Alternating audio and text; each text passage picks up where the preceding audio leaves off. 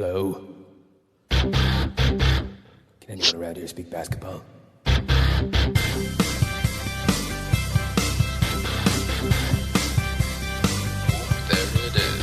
It's the Confederacy of Dunks Basketball Podcast.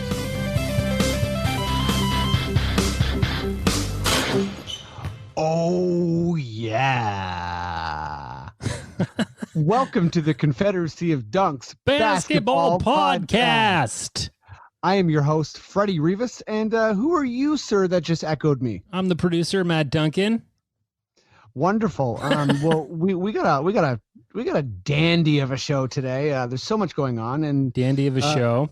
Just gotta our say, usual recording time, but we're hardcore. We're gonna record a pod for the Raptors fans out there. But before we get into our amazing guest and all this stuff going on, Matt, if people want to help us, they want to support us and find us, like not in the real life, but like on the internet. Yeah. How are they going to do that? Go to dunkspodcast.com. We've got our links there for Facebook and Twitter and iTunes and Stitcher. Get on your favorite podcatcher and subscribe to us, even if you're on Player FM. We will welcome you too. Wow. It's good. It's good we don't discriminate, especially, because I'm sure there's some people out there who think Player FM's like the bee's knees. You know what I mean? Like, yeah. I'm sure there's some people who think that's the best thing. And, they shouldn't be self-conscious or anything like that. Yeah, absolutely. But, Matt, we have a Patreon too. We do have a Patreon. That's right. We have a Patreon. You can people go find that on our website. Yeah, that's on our website. It's under our links. And you can also go to, I think it's patreon.com/dunkspodcast if you like it the old fashioned way. Also, I hear a bell ringing. I think, there's a toque salesman. Oh, is that? Yeah. Heading around. That's town. right. Yeah. You do have a box of toques at your place right now. $20 a toque, baby. Oh yeah. You know what? Pretty warm. And as I will say, they don't itch your head. Very comfortable toque. No itchiness. No. $20 for a warm head top. Hit me up. There you go. And I just want to say, before we get into Raptors stuff and introduce our guest, shout out to Albert, my dad's friend Albert, for giving my dad and I his MasterCard seats at the Hornets game a couple weeks ago. It was Larry Tenenbaum gave you a massage. Larry Tenenbaum was within spitting distance, and apparently the president of the Union for Auto Workers. That's who caught my dad's eye. So he was right in front of us. Caught your dad's eye. Yeah, and someone across the aisle from me, I heard someone refer to him as Mr. Ambassador. So I don't know of what, but Mr. Ambassador was right beside me.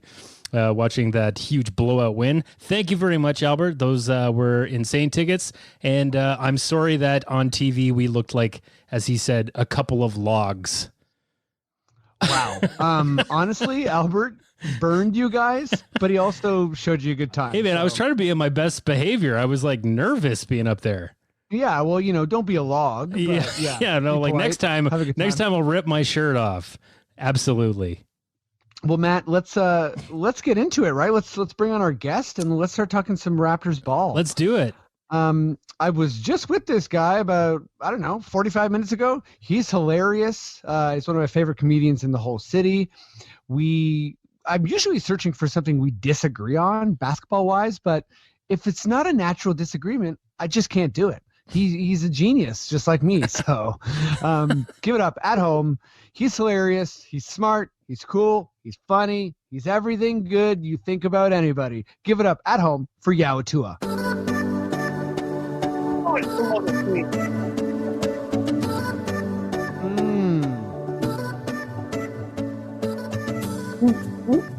I was dancing. I love that theme. I love the consistency. And what an intro. Wow. If I had any feelings of sadness, they were eviscerated after that intro. I'm so happy to be here. No problem. I just feel like I need to set people up for who you are and how good that song is. Like, I want people to think you're, right at the tip of Scarborough Bluffs and you're flying a kite. Oh, just something really magical. Like, it's a magical moment. Yes, it is rare for us to disagree. I'm not sure if we'll get into my hot and cold takes today, maybe, but I like that today. I was like, here's a cold take. And you're like, a cold take? And Yeah. you're like, oh, yeah, that makes sense. We'll do the whole like we'll do the whole kind of what is that, like children's tale? Goldilocks? Who has the 3 different soups? I messed it up. Yeah, that's Pork. Goldilocks. You had it right. Yeah. And the 3 bears. We're gonna do the Goldilocks Yaw version of takes. Okay? Oh wow. Okay, let's dive right into Raptor stuff though. Matt, if you got that Raptor sting, would you be the devil you are and play it? Can somebody get Nurse a Fisherman's Friend, please?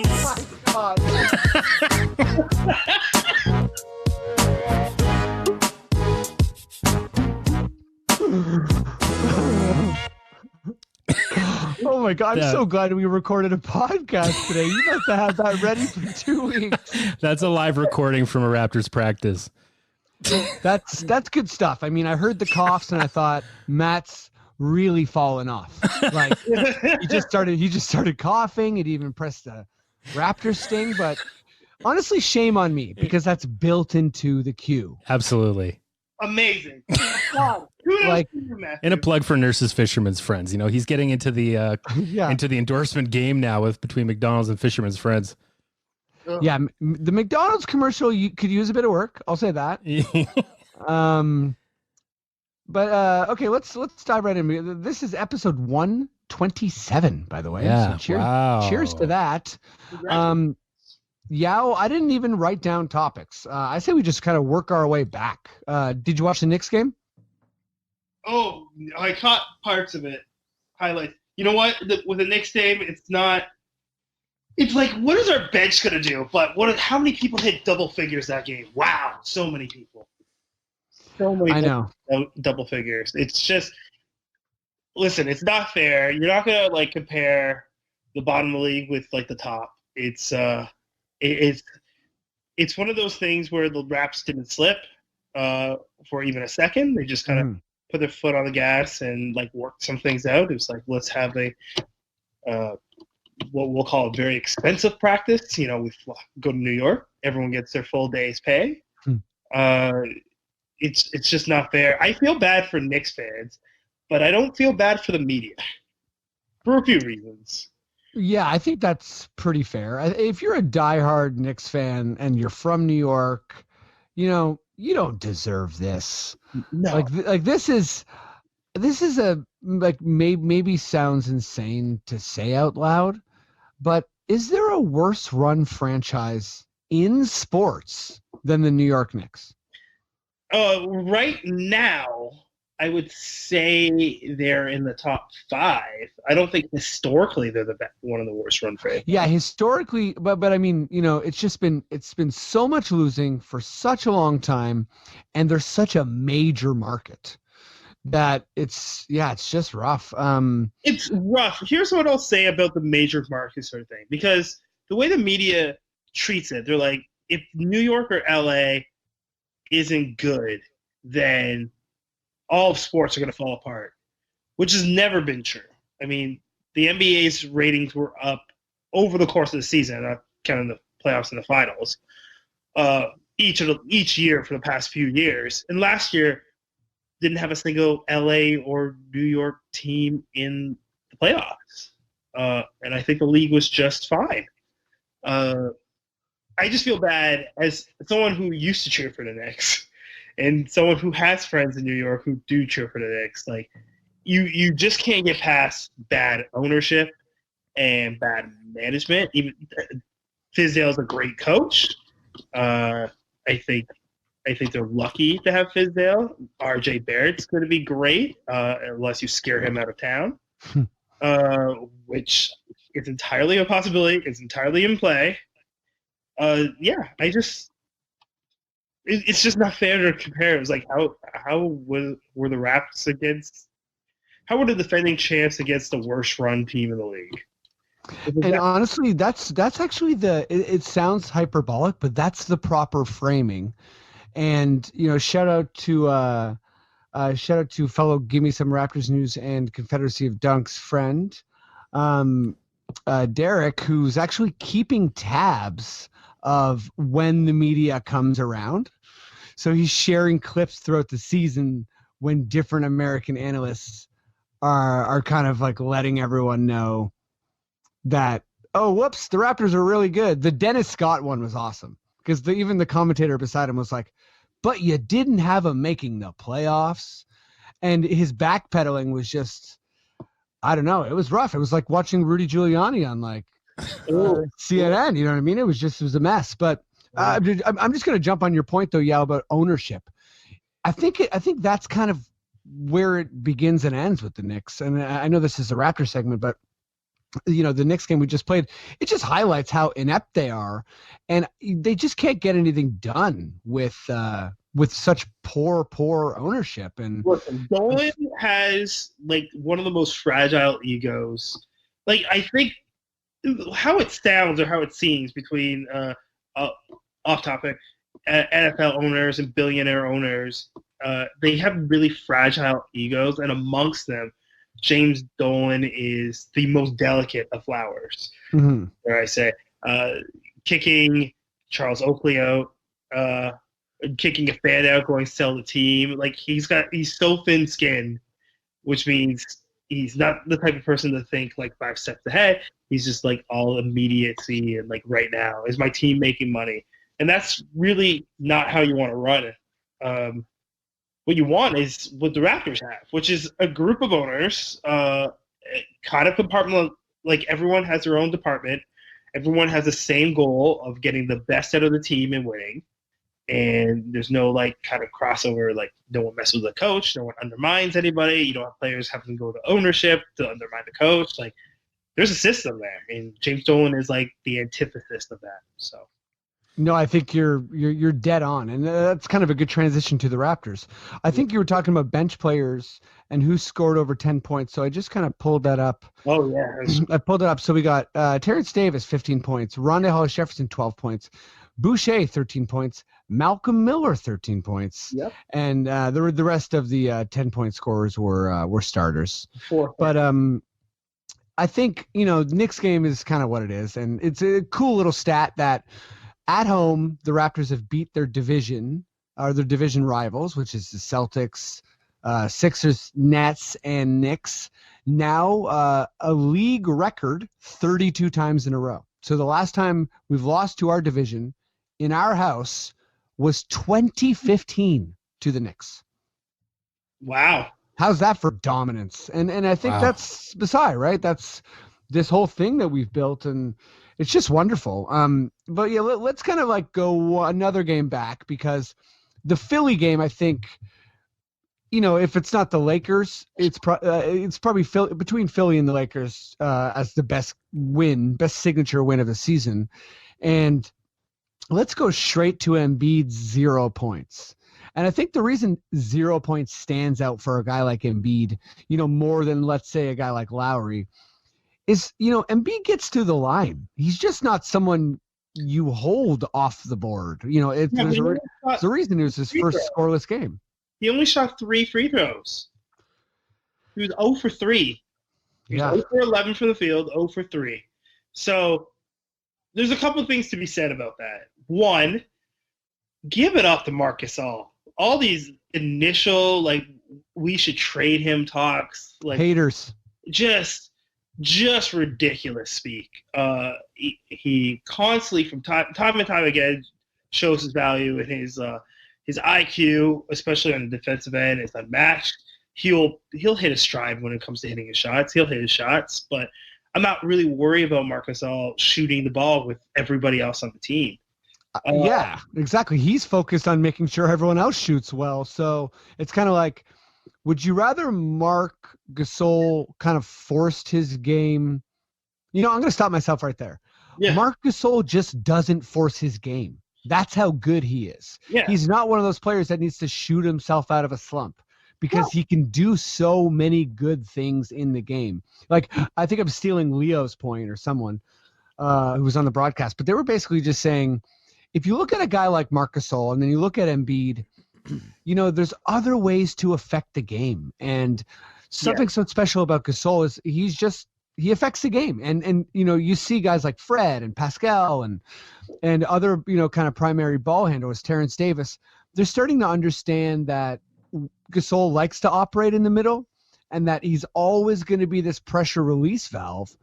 And, every game he's kind of his assists are like racking up, and he does so much of the Gretzky assists that he doesn't get those. He had a 9 assist game in that Philly game, but that might end up being a rare thing. Yeah. For Gasol, because he's just more interested in ball movement. So yeah, honestly, massive shout out to Gasol, who also, hasn't been injured, didn't take a break in the summer. And the guy is incredible. Like, how you look at Marc Gasol and say, he's bad or should be traded. Like, I dare question your basketball knowledge, period, if that's what you think. Yeah, I feel like everyone talks right now about how a setter really can't lead your team. And then in the same breath, they're like, we need to trade Gasol for a better center. Yeah. It's just kind of this weird dichotomy. And like, we have him, he's one of the few centers that lives, like Embiid was talking about Drummond and how he lives in his head. Like, he has a condo, like a whole condo building inside Embiid's head. Like, yeah, he affects, and that team, Philadelphia won't go unless Embiid gets going. It's not a Simmons-led team. That's an Embiid-led team. They need him to get going. 100%. And I'm honestly not even that worried about Philly long term. I think Philly is good. I think they have a lot of new parts. And let's just so I was at the game, by the way, and I was there when we lost to Cleveland in the conference finals, and everyone chanted let's go Raptors for like 10 minutes. I was there for DeRozan's 52-point game. I've been lucky enough to be there for some pretty big moments for the Raptors. Yeah. And oddly enough, one of the biggest moments I have ever witnessed was Josh Richardson missing 3 free throws in a row. Like, the arena, I can't explain it. The arena lost it. After, Embiid missed a free throw, there was a kind of that bubbling energy. Yeah. Then the bogus call with Terrence Davis, and it's almost like Nurse sensed the moment, and Nurse was kind of like, you know what? I'm about to act a fool. I'm going to get this crowd riled up. And he started, he started just really making faces and like stomping around and swearing. And anyways, Josh Richardson goes to the line. He misses the first one. He gets a little bit noisier, but he's such a good shooter. Everyone's like, yeah, whatever. He's going to hit these. Then when he missed the second one, it was kind of like everyone realized that they were a part of a unique moment. I stood up. I'm in section 309. I'm going bonkers. I'm looking at anyone who's not standing up. I'm like, on your feet, on your feet. Like, people are going crazy. Like, just to give you an example, how like, when there's if there's a break in the game is when the ushers let people in. Yeah. The ushers were treating this like the game was active. They were like not letting people in the sections because they're like, this arena is about to pop if this guy misses another free throw. And he missed the free throw, and like I thought Philly was going to call a timeout. Like, it was one of the more deflating, funny things I've ever seen live. That's amazing. Freddie, what was it like? Because you were at the Embiid 0 game. Like, as you're watching the game and you're going through the quarters, are you looking up at his stat and being like, he's got to get something? Yeah, and I think what really kind of like set off the moment I'm talking about is, yeah, he was like what, 0 of 8, 0 of 9 maybe at that point. But when he went to the free throw line, it was kind of this feeling of like, all right, this guy's going to get a freebie, then he's going to get going. Here we go. And when he missed the free throw, that's when the crowd was like, okay, we're going to hassle this guy. You know what I mean? We're going to make sure that this is a negative memory for Joel. And it was, but yeah, funny hijinks aside, that game was so impressive. And I mean, I feel like I've been rewarded for my blind optimism towards the Raptors, and maybe it's not as blind. You definitely have. I feel they're like good. We're good. We're great. We're not good. We're great. Yes. The thing is, I think that game, because that was the game that came out after the ESPN Power poll. That's right. Yeah. And I'm not one to think that teams like really hone in on that, but it felt like they did for that game. It just felt like kind of big, like a point to prove sort of thing. Like they were going to play hard regardless, but if we lost, we were just shrugged, I think. But also, Philadelphia, the one thing they're really missing, the one player there's two players that are really hurt and miss. They're missing Jimmy Butler, and then they're missing JJ Redick. They need outside shooting, and without reliable outside shooting, I don't think they're the threat that I thought they were going to be. Because I thought they were going to be a threat. I just don't think I see it anymore. Yeah, I still think they made the right long-term moves. So when you think about JJ Redick and Butler's age, but with that much money locked up to Harris, he has to be a lockdown three-point shooter. I mean, Richardson, I think, will heat up. He had a hot game against us, and they just need guys like Thibault and Furkan Korkmaz to kind of be those integral role players. But it'll take some time. I think Philly will get better as the season goes along, but forget about Philly for a sec because I want to touch on some more Raptors. What's that? I was hoping you say that because I'm also tired of everyone saying this was a Philly flub. This is not a Philly flub. This is a Raptors. That's right. We beat the crap out of them, and watching Amin El-Hassan and Scottie Pippen actually give the Raptors credit was wonderful. I made a joke. I made a joke on a post earlier in the week just because it was kind of killing me. You have you have kind of like the ESPN American media being like, wow, Embiid guarded himself. He got 0 points. Then you have Raptors fans being like, great team defense. I won't mention the person who was tethered to him, though. And it's weird because it's like the Raptor, yeah, I mean, you already touched on this, but the Raptors Gasol thing, just, yeah, it doesn't make a lot of sense to me. Like, the guy is a winner and he's helping us win. And he just was like showboating almost in that performance. Like he was living in Gasol's head, and to your kind of like real joke about renting space in Embiid's head, to your joke about renting space in Embiid's head, shout out to Andre, who will come up later in the podcast as well, for making the joke that he doesn't just have a house in Embiid's head, he has a full Spanish villa. He has a Spanish villa inside of Embiid's head. Okay, but so it's so true. I think people don't give. Not enough people gave the Raptors credit, but not enough people give the Raptors credit at all this year. Mm-hmm. They're saying that. I think one of the worst takes I've heard was on First Take because Max Kellerman was like, "This is a positive." Like, Embiid got 0 points, and you're still 2 possessions away from winning. You should be proud. You're making progress. And then in my head, I'm like, yeah, but we're also missing Lowry and Serge. Like, if you're missing a starting point guard in this league, you shouldn't be doing this well. And Lowry is not just any starting point guard. He's completely underrated. He's an all-star. He's all NBA. He's been all NBA. He's on defense. He drew the most charges last year. He shoots 3-pointers at a high clip. He's our all-time best 3-point shooter. He keeps the team composed. And he plays well against Philly. He always turns out against Philly. Yeah. It's his hometown team. So this Raptors team is not getting enough credit. I'm only kind of okay with it because this might be a question, but come All-Star time, I don't want a certain point guard to get snubbed because I believe we should have 2 All-Stars at least in this year's. I think Kyle's played well enough, and I think the Raptors will come that time of the year probably be in, I would say, like the lowest third in the East. So yeah. I think Lowry definitely has a shot. But wait, I just want to move on to just kind of 2 more Raptors things before we get to some NBA stuff. Yeah, I'll say something nice about Nick Nurse. This guy is just cruising. He's crushing. And I'll say one little thing before that.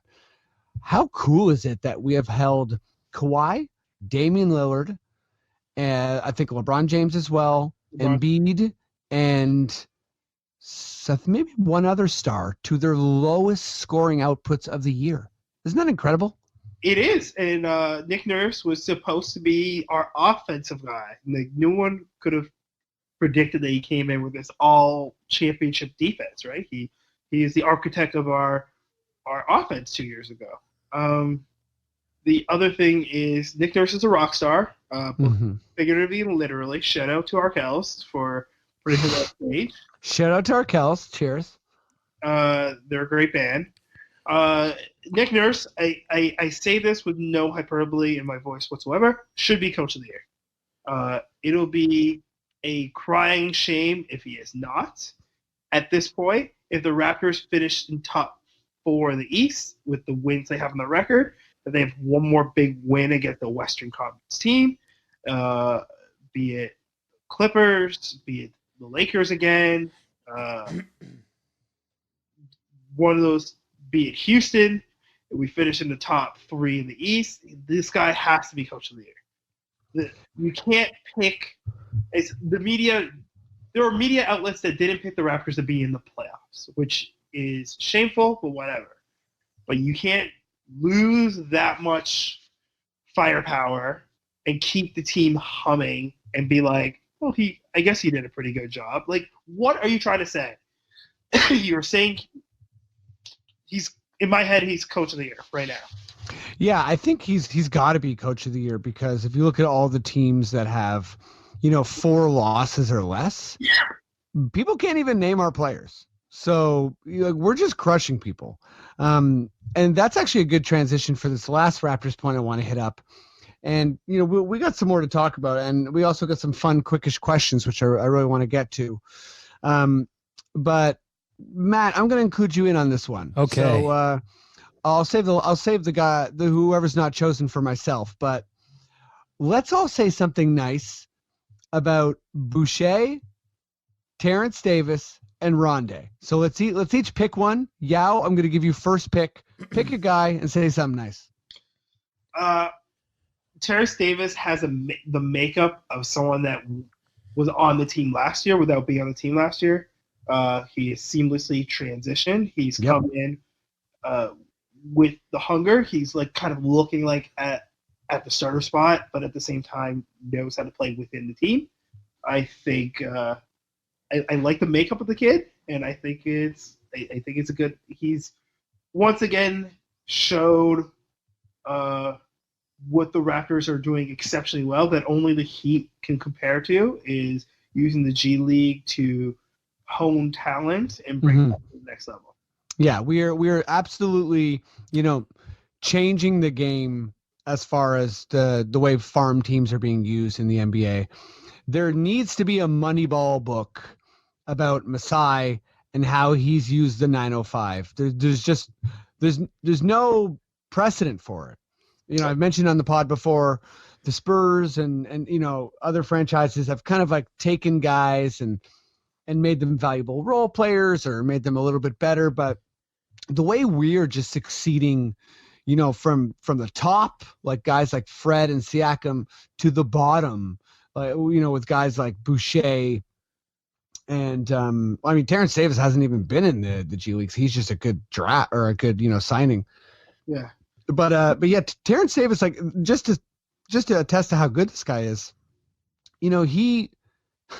he actually is going to be, if he doesn't make the rookie sophomore game, he's going to be a snub, and he's undrafted. That's wild. I think it's wild. I think it's just kind of a testament that Masai and Bobby Webster know how to look for talent that will work hard on the next level, not necessarily the shiniest effect that comes along. Yeah, they really target mature guys, I think. Yeah, and another thing about the 905 and that team in Mississauga, not Mississauga or however they said it. Oh God, that's always cringeworthy. It is. It's almost like Mississippi, and they can say whatever. Okay. In the sense that it looks attractive, right?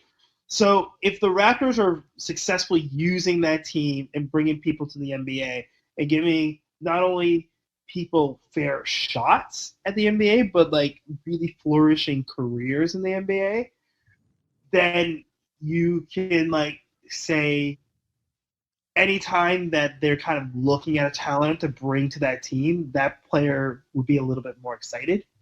You know what I mean? If you know you can go to a winning 905 team and the big club calls you up and you'll play in the playoffs and play significant minutes and play significant games, it just kind of gives us a new edge in a talent pool that no one else has really discovered yet. Right. It's kind of like, hey, maybe we can't attract a superstar, but let's work on attracting everybody else. Okay, Matt, say something nice about either Rondé or Boucher. Chris Boucher, I got to see you up close and personal. I think we made eye contact a few times during the Charlotte game. You are the slightest man I've ever seen in professional sports. It looks like you were born without shoulders. You are so slight out there, and everybody, I think when they get that first glimpse of you, they think like, oh, I don't have to worry about this guy. He's so slight. But you are nothing but impressive out there, and I can't wait to hear you confirming that you're going to be playing for Team Canada next.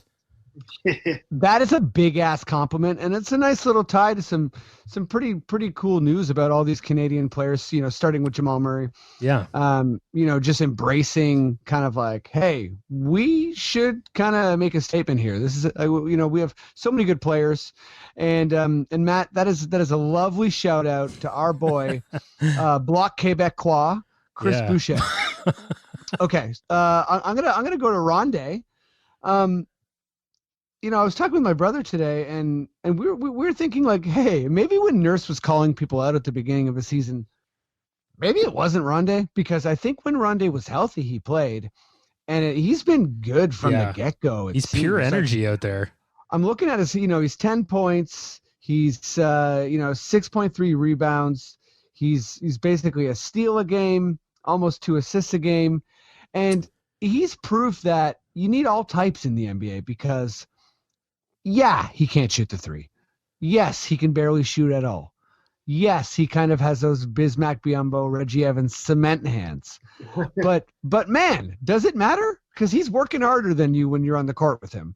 And he's getting rebounds on a team that struggles to rebound. And he's just fitting in all of the gaps. And I mean, you know, shout out to him. Shout out to Masai. Don't touch the man's toque. That's it. Okay. Well, you know, I want to talk a little bit of rule stuff, and we got the quickish questions to go to. So let's keep this train moving. Matt, if you got an NBA sting, hopefully with some coughs, would you fire it away? Raptors fans.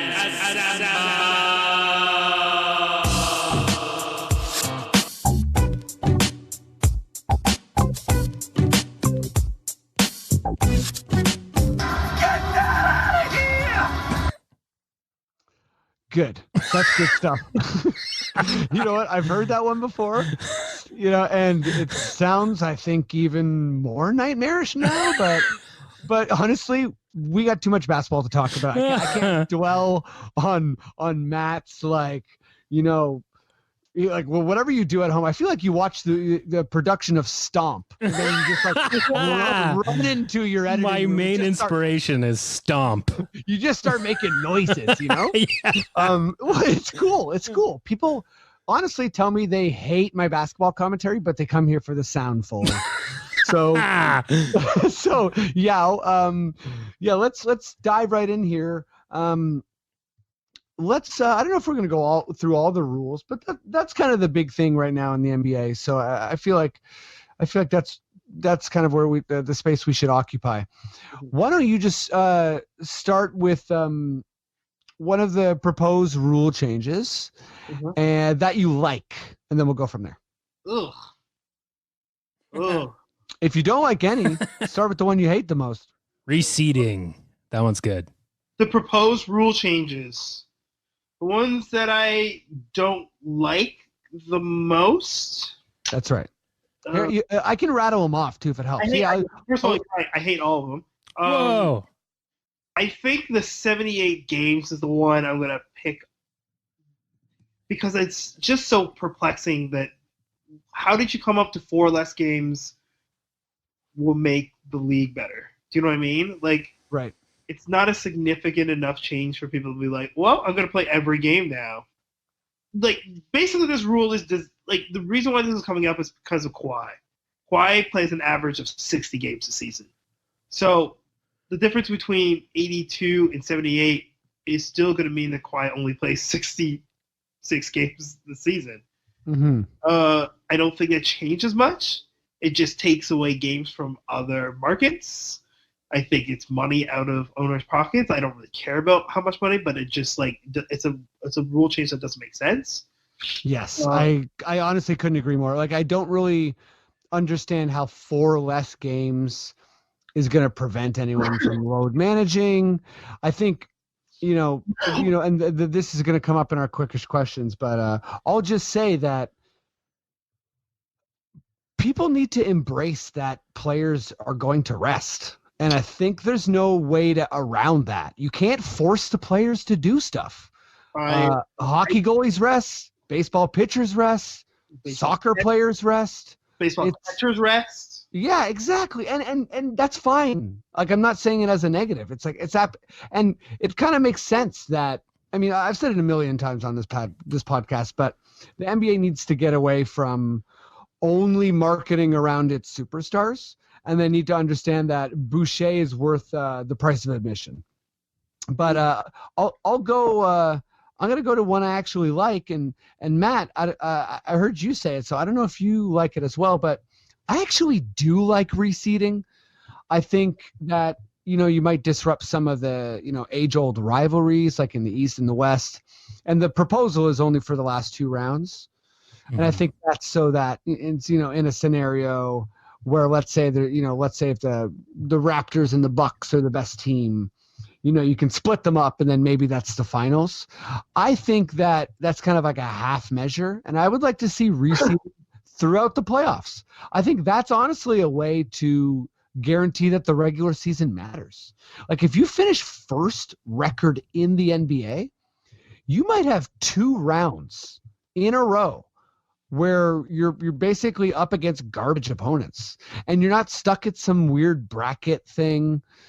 It's reseeding, I think, would keep teams honest. And I'm for it. I'm not for reseeding the last round. There is something about, I would hate to see a Lakers-Clippers final. There's something just off. It throws me off in a weird way. Like a Golden State Lakers final would or even like a Raptors Philadelphia 76ers final. Like all that kind of throws me off a spell. Right. But what I always thought they should do is reseed at like they do in the NHL as they go through. Like, that's what I'm saying. Yeah. If you finish first in the East, you should always have the easier path. That's what you basically paid your season for. So you're saying reseed just within the conferences? Within the conference. Okay, yeah. So like, for example, if and it's not happened often, but like if the 6 beats the 3 in the first round and the 1 and everything else stays as is and the 1 beats the 8, then the 6 plays the 1. I'm sorry, like, you haven't earned the right to like automatically play the 2 seed or like if someone gets lucky. I couldn't agree more. You should, if you have the 8th spot or in a scenario where it's league wide the 16th spot, you should have to pay for that. And basically, you are playing the hardest opponent every single round. Yeah, that's one way you can kind of guarantee it. I still like the East versus West. I like the East and the West like kind of meeting up. But like, imagine if like who was the 7th seed last year? In the East? In the West, it was San Antonio. In the West, it was San Antonio. Yeah, it was the Clippers were the 8th.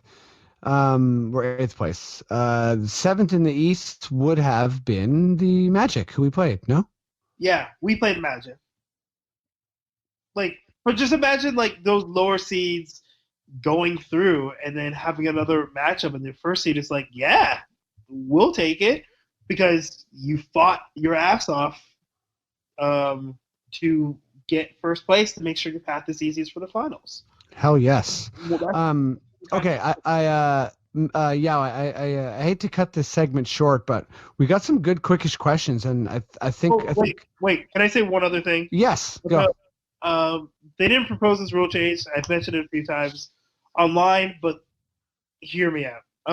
I think there should be some sort of like, dare I say, I'm just going to call it the President's Cup for the regular season sort of thing. Oh, so you like the tournament thing? No. I hate the tournament thing. Okay. What I do like is rewarding the team with the best record and acknowledgement. And not only that, we should kind of backdate it.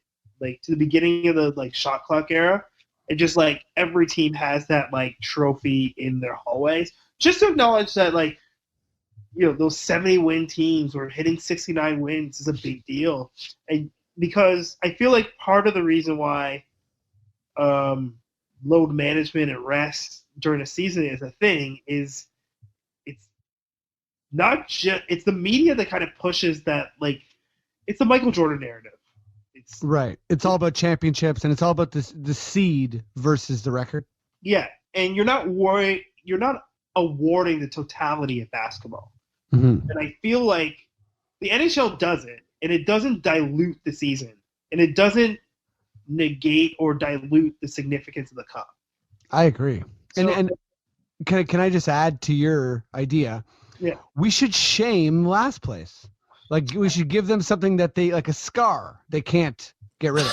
Scar. You Like, get you know what I branded. mean? We should, like, they should have something emblazoned into their building where it's just like a nasty piece of art or something that like doesn't age well, or you know what I mean? Or like maybe it's like one of those things that has many dots, so it has like a bit of a tryptophobia thing, like people get sick when they look at it. Oh, But you know what I mean? Just to be like, hey, you want a tank? You want a tank, Philly? Okay. Well, we're gonna put some tryptophobia art on the on the side of your building. could you imagine? Nothing makes a franchise feel more shame. Imagine, like, but also think about this. If you had some sort of, let's just call it the Kareem Abdul-Jabbar Award, just for fun. And you get a Kareem, your team wins the best, it has the best record throughout the year. Can I give another thing to kind of compare players to, if you want to, that gives the regular season meaning? Michael Jordan's team has had the best record once. I think LeBron James's team's had the best record once. Wow, is that true? It might be.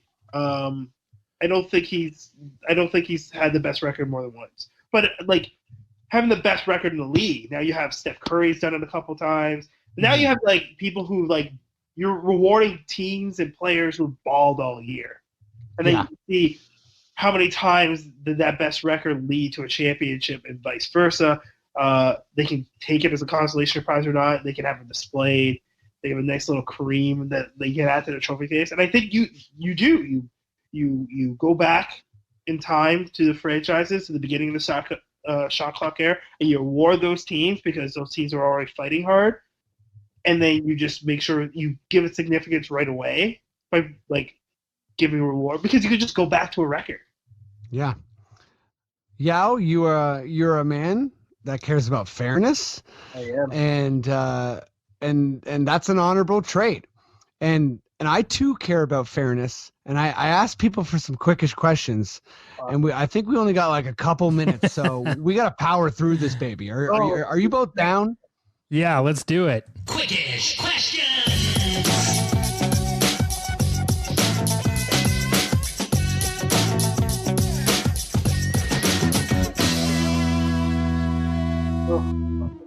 Yeah, I know you know how this works. Matt, I know you know how this works. Damn right I do. I'm just going to tell you both for this segment. I'm going to read the first name of the questioners, the folks who ask questions, because it ends up being relevant. So you know how it works. You know, there's no phone a friend. No phone a friend. Absolutely not. You answer as quick as you can. That's it. Yaw, I'm starting with you. You ready? Let's go. Yeah, this is from Peter. How many Raptors will be All-Stars this year? 2. Matt, Wow. this is from Josh. Hi, Josh. Top 3 all-time Raptors point guards ranked. Wow. Okay. Well, I'll start with Kyle Lowry. Yep. Because he is. I'm going to go way back. I'm going to say like Damon Stoudemire. Cheers. And then, oh God, do I know anymore? Was Calderon a point guard or was he He's an all-time leader in assists, Raptors point guard. Oh, really? Nice. Oh, okay. Yeah. That's a pretty good 3, ain't it? You rocked it, baby. Oh, okay, cool. Cool. Yeah, it's coming from Jonathan. How would you solve the load management issue? I just said I would award the regular season team with the best record with a trophy, and I would recede throughout the playoffs in the East and West brackets. So the 1 seed always plays the lowest seed, and the highest seed always plays the lowest seed. Oh yes, Matt. Yes. It's coming from Peter. Peace out. Hi, Pete. Sorry. I don't know what's going on.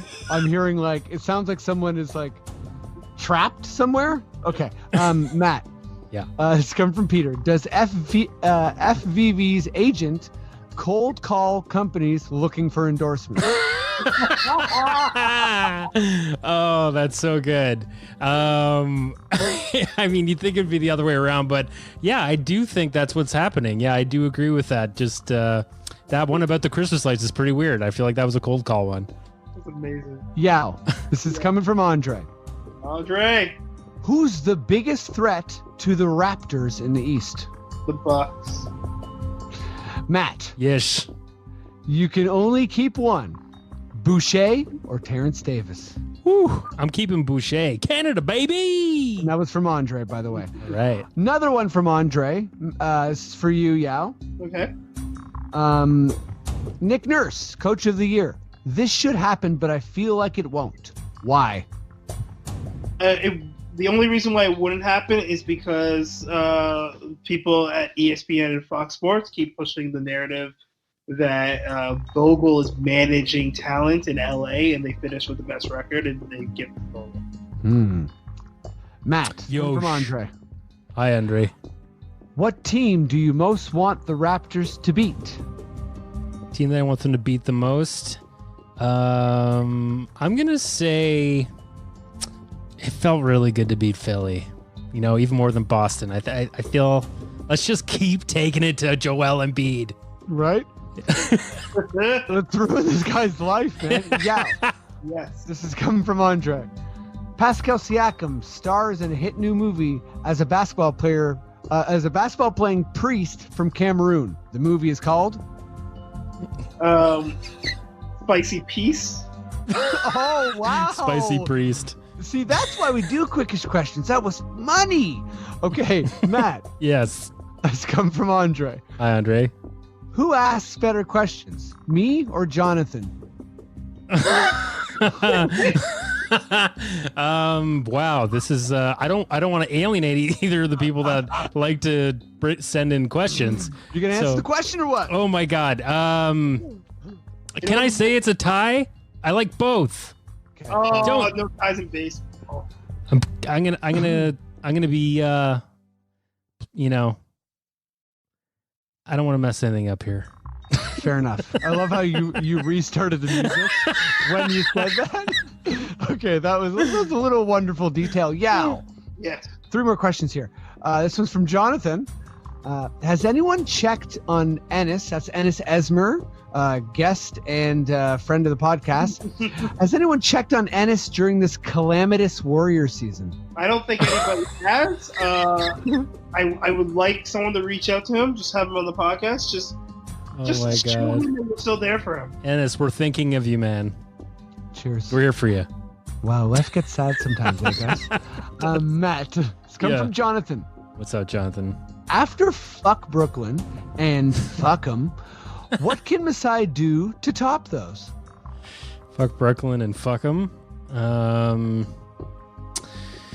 I'd say that fuck the West. Oh, Oh yeah, what a whole hemisphere. I like Yeah. that. Like a whole Yeah, side. no, Yeah. it's a whole him being from Oh, Africa yeah. thing. Yeah. Fuck Mountain Time or something. Fuck the West. Fuck, oh God, the Grand Canyon sucks.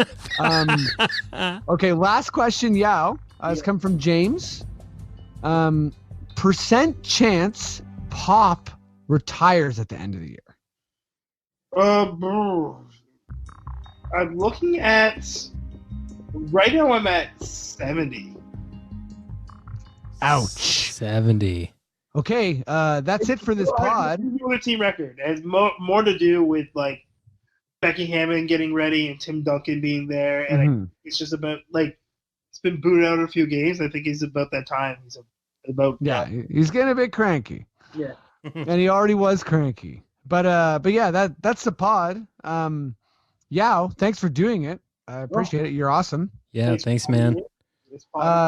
You got any shows coming up? What are you up to? Where can people check you out? Ooh, if this comes out before Sunday, Sunday I'm doing a show called Friendly Faces at the John Candy Box Theater. The show it's an Empire comedy show. It starts at let's get the time. It starts at it's Friendly Faces December 1st at 7:00. And for those who don't know, the John Candy Box Theater is actually located at 51 Mercer at Second City in Toronto. 99 Boucher Way. Yeah. So sorry. Don't listen to what I just said. Yeah, 99 Boucher Way. There's an elevator and stairs to get up there. I'll be doing stand-up with a bunch of great stand-ups in the city. Hell yes. Check Yaw out. He's amazing. He's funny. Oh, one other thing I'm going to plug because Sure. I also write an Instagram comic. It's on an account called Funny Ghost Productions. It's a funny little Instagram comic that I have fun with an animator named Bram Kane. And so he does all the art, and I write jokes, and it's been fun so far. Cool. So, it's called Fun. It's where can people find that on Instagram? Is it at Funny Ghost Productions? Yeah, at Funny Ghost Productions. All one word. No. Awesome. Matt. All right, guys. God damn it, I love you. Yaw. You know what I mean? Love you too, buddy. Right. Go Raptors. We are 13-4, and we'll actually be potting in just a couple days. Yeah. So we'll see you in like 3 or 4 days. Can anyone around here speak basketball? There